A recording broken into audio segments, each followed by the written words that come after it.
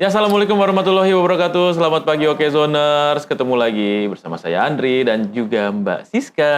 Yoi. Udah Kalau sudah lama ada, ya? iya kalau udah ada Mbak Siska ini berarti kita akan bahas seputar Gosip. gosip dan selebriti. Iya, Termasuk entertain ya Mbak ya. entertain. Iya. Ada isu apa nih yang ramai di Okezon? Yang lagi rame nih mungkin soal Hmm. si Bapak politikus kita, Iya. ya mantan Gubernur Jawa Iya. Barat yang diduga berskandal. Kita bilang diduga dulu lah Diduga, ya. betul. Itu karena belum terbukti Iya. apapun. Belum tes DNA kan? Belum tes DNA, walaupun si Mbak model menuntut ya. Untuk tes DNA. Untuk tes DNA gitu. Karena dia sangat Iya. yakin bahwa anak yang dilahirkannya itu adalah Iya. anak dari Pak RK. Pak RK, gitu. oke. Nah memang ini kemunculan Mbak Lisa ini ya, Lisa. ke publik pada saat preskon ini sempat menggegerkan ini ya, netizen terutama ya. Betul.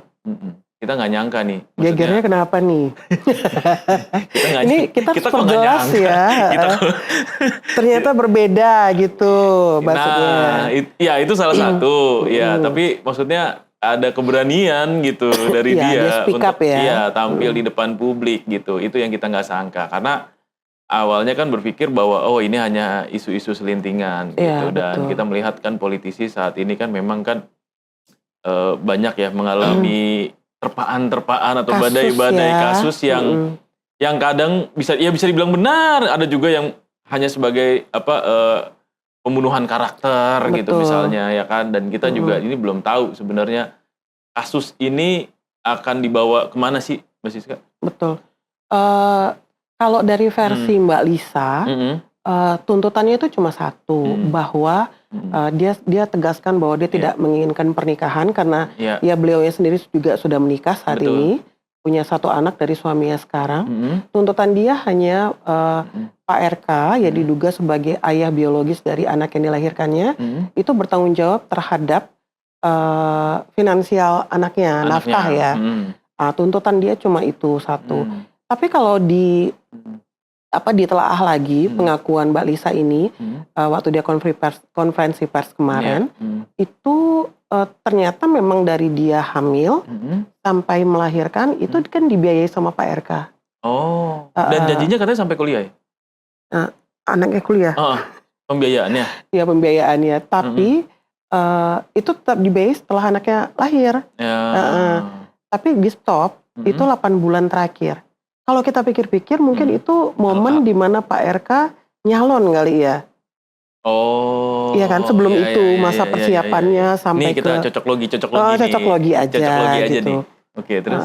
Terus ya momen itu terus putus komunikasi katanya tidak ada komunikasi. Semua komunikasi itu melalui ajudan beliau gitu. Jadi dia tidak bisa berkomunikasi untuk menuntut hak anaknya menurut beliau gitu. Jadi lebih pemantiknya itu adalah lebih kepada tidak mendapatkan nafkah untuk anaknya.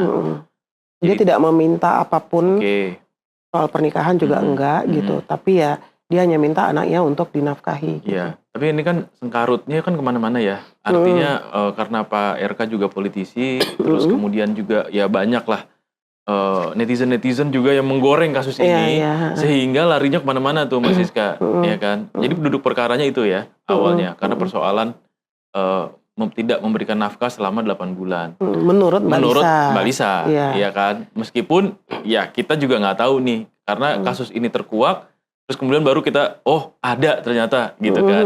Nah, apakah benar atau enggak, ini masih butuh pembuktian lebih lanjut ya. Dan yang menarik kemarin sebenarnya setelah preskon itu, ya kan, itu Instagramnya Pak RK dihack tuh. Ya itu gimana tuh? Ya sebenarnya kita nggak tahu ya pihak mana yang menghack gitu. Cuman ya udah balik lagi juga kan. Udah balik lagi. Cuman memang momennya pas banget. Setelah beberapa jam malah ya, beberapa jam setelah konferensi persnya si Lisa gitu. Dan sampai saat ini belum ada statement lanjutan ya dari Mbak Lisa atau RK?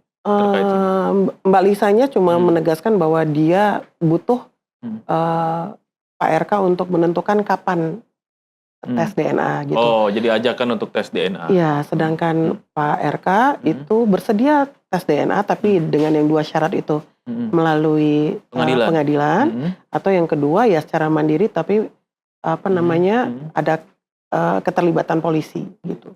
Oh. Jadi ya, supaya clear kasusnya. Betul gitu. Karena memang Pak RK dari awal kan tidak tegas tidak mengakui bahwa itu adalah anaknya gitu. Sedangkan Mbak Lisa sangat yakin bahwa itu adalah anak Pak RK gitu. Terlepas dari kita hitung-hitungan usia kehamilan ya, yang dianggap janggal oleh beberapa orang mungkin. Nah itu gimana tuh? Iya. Penasaran. Ini balik lagi pengakuannya Mbak Lisa nih kita ngomongnya. Ini Okezoners ini. Ini kita mengutip dari narasumbernya langsung ya. Iya, narasumbernya langsung. Jadi silakan diterjemahkan sendiri nih sebenarnya. Berkenalan Mei 2021. Udah lama ya? Iya, pas COVID nih ya. Ya. 2021. Iya, COVID. Sebulan kemudian mereka bertemu di Palembang. Terus bermalam di sebuah hotel 3 hari 2 malam. 2 minggu kemudian, ini pernyataan dia di press conference. Dia mengetahui bahwa dirinya hamil. Yeah.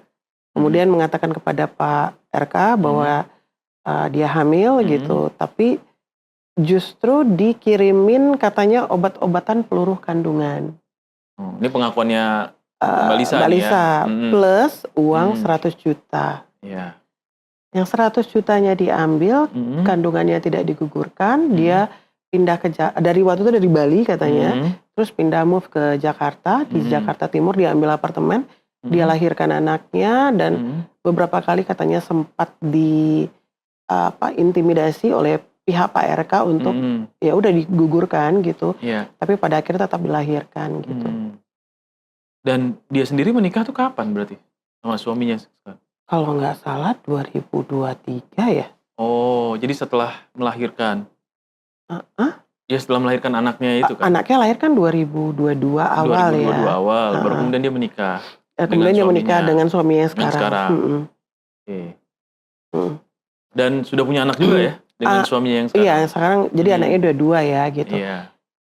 Gitu, jadi mungkin itu alasan Mbak Lisa yang ya kemudian ada orang-orang yang membuli, kok sekarang badannya gede banget sih, nggak kayak di foto gitu. Iya. Mungkin hamil melahirkan jeda deket gitu ya, mungkin mempengaruhi bentuk tubuhnya. Iya, karena kita juga sempat bingung kan ketika preskon yang mana orangnya gitu.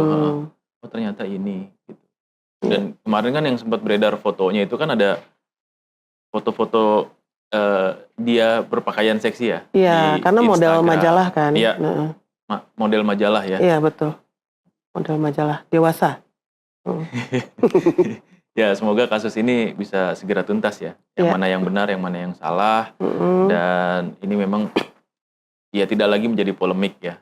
Betul, karena terlalu lama ya. Karena Pak RK pun kayaknya kasus Bank BJB-nya tuh sudah mulai berproses gitu. Oh iya. Beberapa asetnya juga kan kemarin sudah ditarik juga. Ada juga tuh gitu. yang mengkaitkan kasus ini dengan kasus Bank BJB. Setelah rumahnya di Bandung juga diperiksa.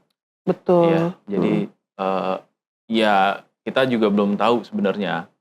Ini apa ada kaitannya atau apa gitu, tapi mungkin Okezoners atau netizen gitu ya, ini mungkin harusnya lebih tenang ya, maksudnya tenang dan tidak malah menjadi bola es dengan isu-isu yang tidak jelas gitu, jadi penyebar hoax gitu kan. Ya biar aja kalau misalnya memang kedua belah pihak sepakat untuk ditengahi oleh pihak kepolisian atau pengadilan, ya dibuktikan aja bareng-bareng kan gitu ya.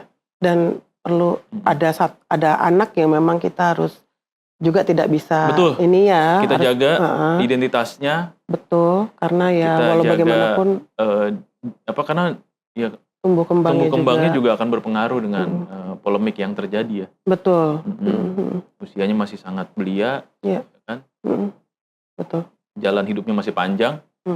Kita harus menjaga supaya tidak menjadi trauma di masa depan juga. Gitu. Betul.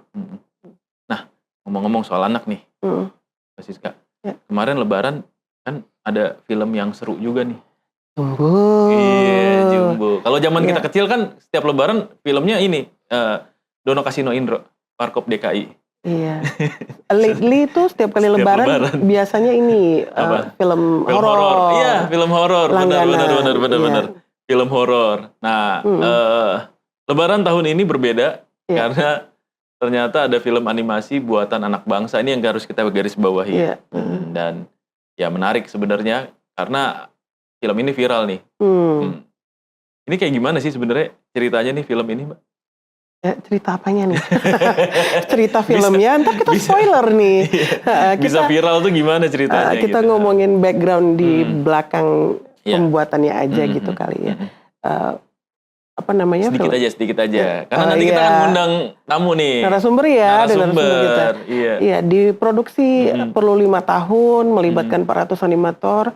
Kalau kemudian film ini menjadi sukses, saya rasa ada detail narasi dan juga story yang sangat bisa masuk ke dalam setiap orang gitu ya. Ini yang menjadi titik utama daya pikatnya kalau menurut saya, selain memang gambarnya kali ini ya nice gitu ya. Harapan kita sih sebenarnya kita pengen animasi juga diperhatikan gitu ya. Betul. Menjadi sebuah genre film yang serius, yang punya potensi, yang punya peluang investasi dan bisnis juga ya. Betul. Harapannya. Karena kita juga punya loh di MNC kan. Iya, kita punya MNC Animation ya. Nah, kita juga punya MNC Animation gitu. Dan ini harapannya kan dengan semakin banyaknya film animasi, makin luas nih orang yang terpapar. Betul. Dan menyukai atau mencintai film-film animasi buatan dalam negeri. Betul. Iya. Nih tapi kita jangan banyak-banyak nih kayaknya cerita nih soal film ini nih. Karena di segmen kedua nanti kita akan ngobrol lebih tuntas lagi, lebih banyak lagi Mbak Siska dengan narasumber yang sudah kita undang menggunakan Zoom. Tetap di Morning Zone ya, Oke Zoners.